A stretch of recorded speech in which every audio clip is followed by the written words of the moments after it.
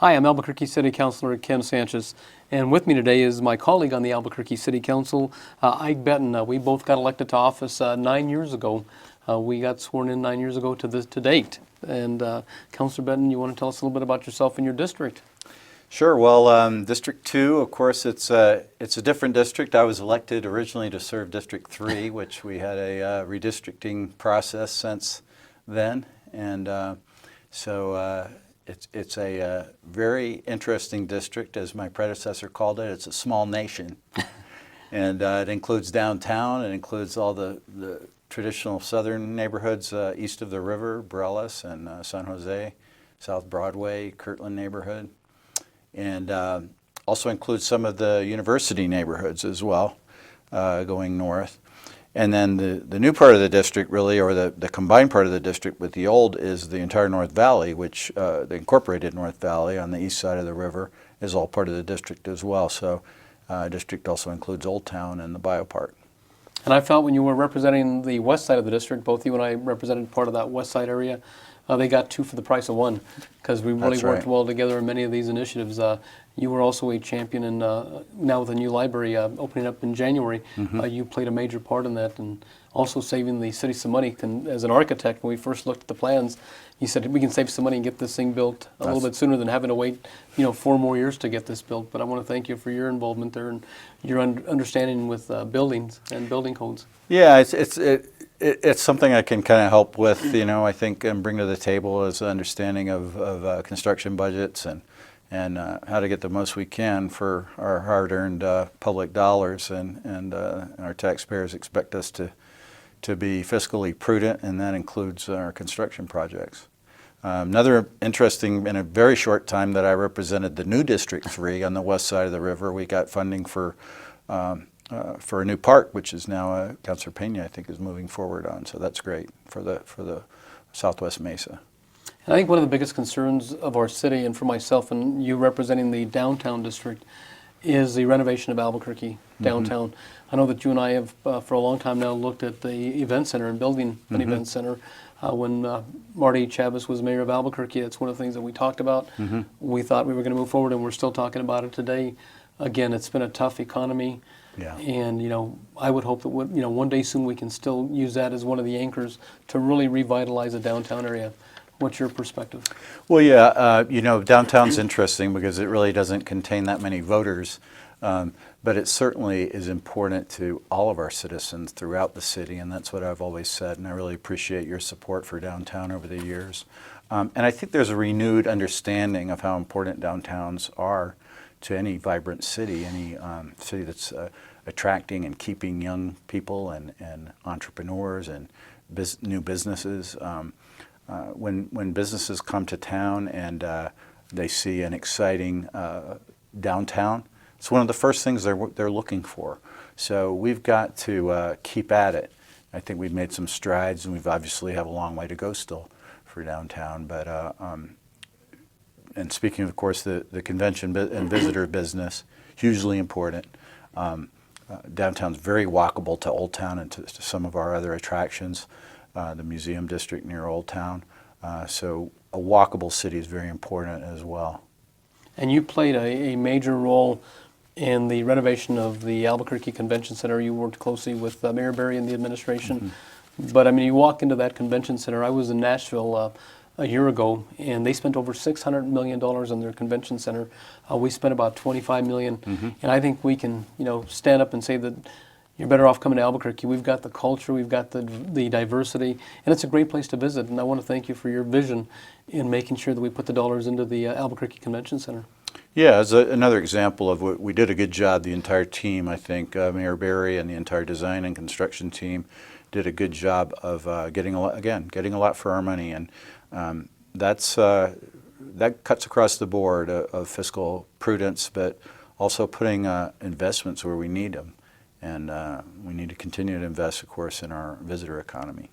And one of the things that you have fought extremely hard for is bringing more security and police officers downtown.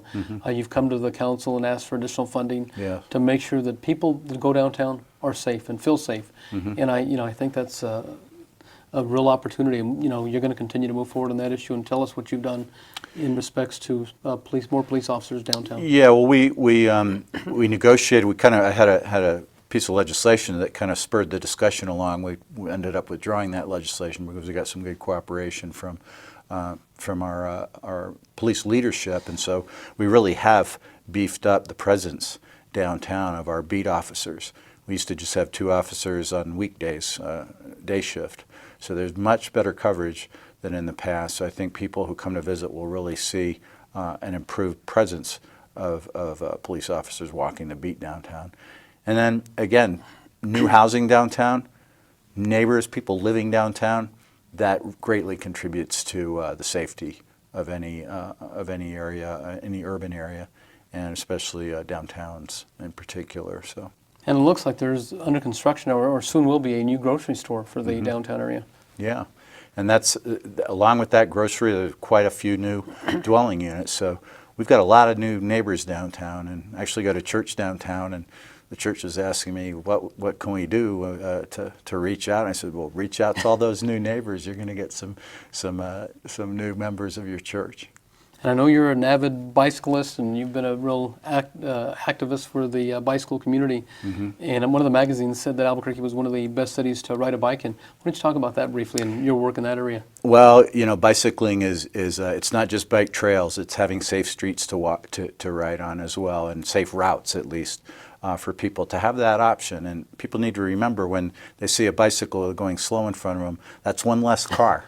So bicycles do help relieve congestion, and so we've done a study for downtown. We're going to be implementing that soon to improve pedestrian quality and bicycle quality downtown. But throughout the city, I think we really need to make sure that we have continue to improve our excellent bike facilities, and would love to see us really market that as a visitor experience as well. And we're now looking at a bike share program that should help with the visitor experience vis-a-vis using bicycle facilities. In 2005, both you and I got sworn into office. We ran for the city council seat at the same time. What do you feel are some of your most achievable goals that you've attained over these past 9 years? Well, I think one really big one was the acquisition of the historic rail yards, and we're getting started, getting our feet wet with the redevelopment of that site. There's been a Sunday market that's been very popular, and a lot of people were very interested in having activities at the rail yards. So I think that was really big. That took a lot of people working together, former mayor, former governor, and of course the support of the council as well. So I think that is definitely one of the biggest accomplishments.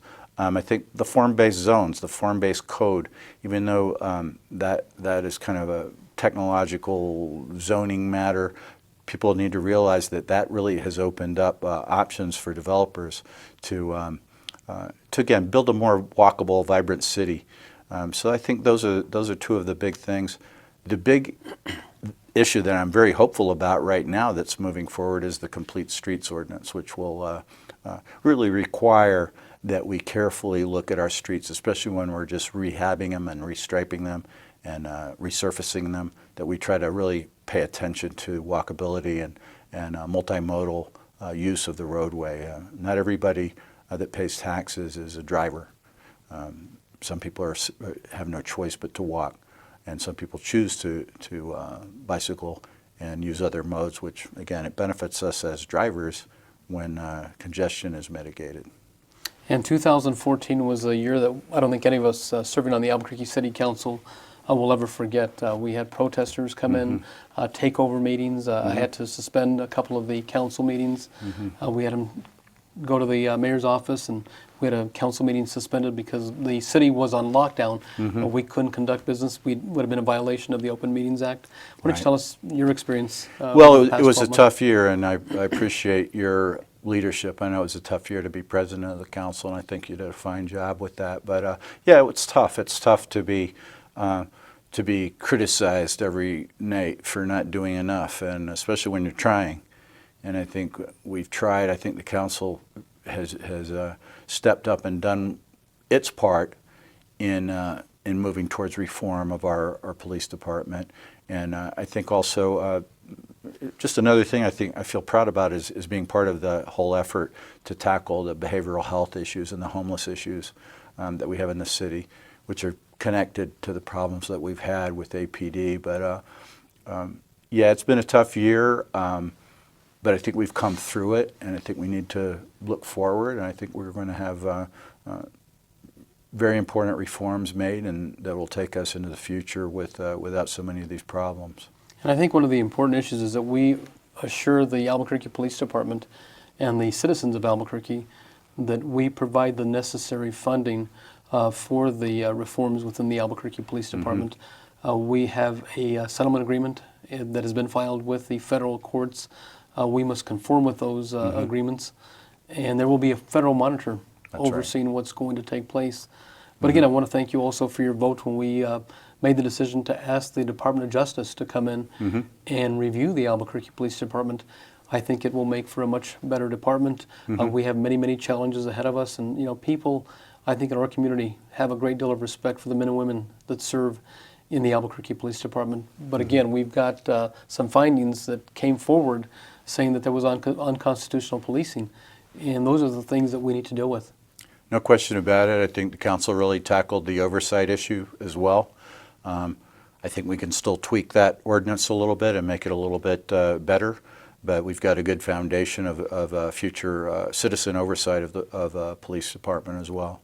So I feel good about that, and need to fund that properly. We'll have to see how it's shaking out once it gets up and running.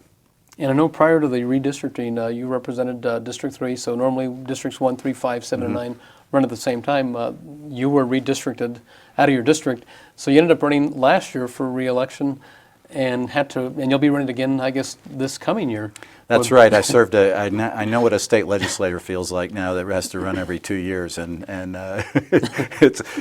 time goes by quickly. But yeah, I completed the term of former Councilor O'Malley when she left to go to the county commission. So it was really just a 2-year completion of her term that I've served, and so I'll be running again next year. And real quickly, one of the controversial issues that you've dealt with has been the roundabout at Rio Grande and Candelaria. Can you tell us where that is at?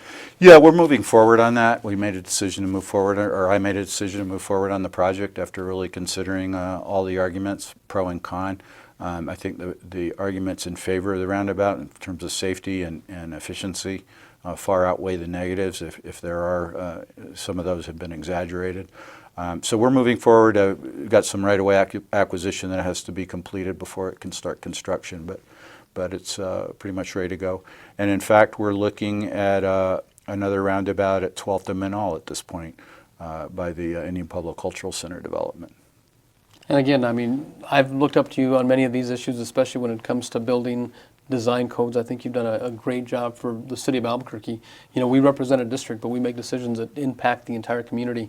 We're about out of time. Councilor Benton, can you give us a little more information on how they can get a hold of you or your policy analyst? Well, I'll just give a call to City Council and ask for my policy analyst, and she keeps me on track in terms of setting up meetings. If I tried to handle my own scheduling, it would be a disaster. So just call City Council, ask for Councilor Benton's policy analyst. Diane Dolan is her name. She probably doesn't want me to. Or if they choose to, they can call 311 and connect you to the council offices. Well, right, exactly. That's the easy way to go, is call 311, say you want to speak to your city councilor. Again, Councilor Benton, thank you for your time, and I look forward to working with you in the future.